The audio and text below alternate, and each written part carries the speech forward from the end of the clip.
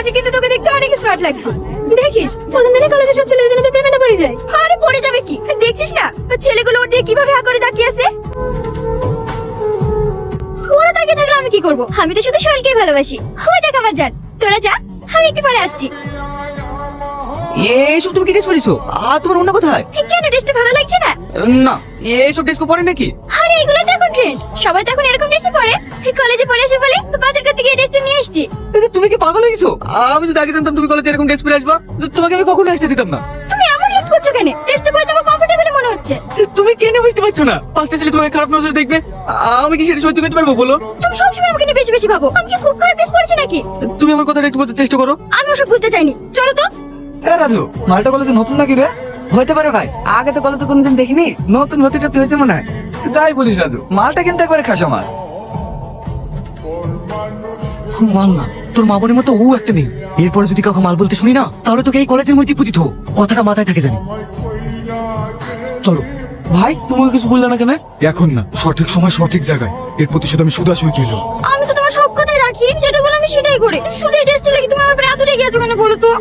আমি কি বলিস আমি তোমার উপরে এগিয়ে আছি? তুমি না বলে আমি বুঝতে পারবো না নাকি? আমি তোমাকে ভালোবাসি, আমি তোমার মনের কথা সব বুঝতে পারি। এই ড্রেসটার জন্য সমস্যা তো ঠিক আছে, আমার কোনোদিন এই ড্রেসটা পরবো না। এবার একটু আসো।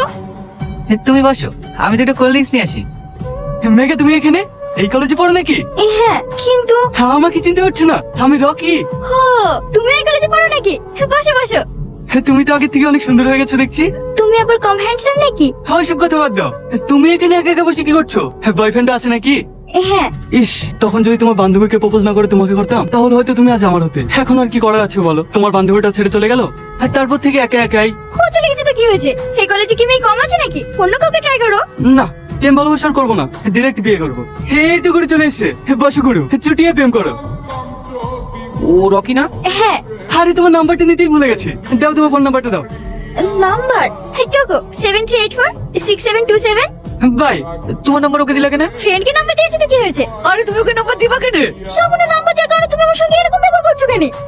তুই কেন বুঝতে পারছো না?